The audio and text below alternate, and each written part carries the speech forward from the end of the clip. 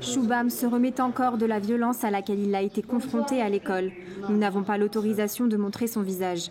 Le garçon appartient à la caste la plus opprimée du pays, les Dalits, anciennement appelés les Intouchables.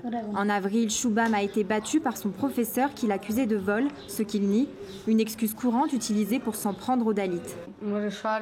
Il m'a frappé partout, sur le dos, les mains, les jambes, sur les pieds.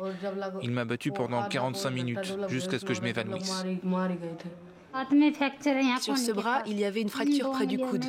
Sur l'autre, les os de 2 doigts étaient cassés.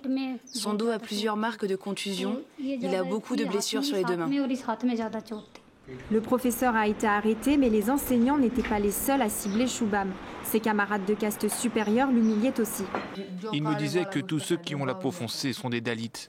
Et pourquoi tu n'as pas dit à tes professeurs qu'ils t'appelaient comme ça? Parce qu'au lieu de ça, ils me frappaient. Que te disait-il? Il me disait « t'as la peau foncée, donc on ne peut pas t'appeler autrement ». L'intouchabilité a été abolie en 1950, mais elle est encore pratiquée à travers le pays. En août, un garçon de 9 ans est mort quelques jours après avoir été agressé par son professeur. Son crime, avoir touché un verre réservé aux castes supérieures. Selon les activistes, la discrimination systémique à l'encontre des enfants Dalits a un impact destructeur dans leur vie. Cela affecte le développement psychosomatique des enfants. Vous savez, les jeunes enfants absorbent les ondes négatives ou positives.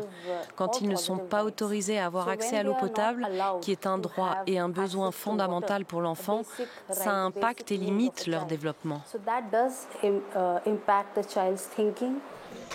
Selon une enquête menée par l'association Video Volunteers, la moitié des 200 millions de Dalits en Inde ont connu l'intouchabilité.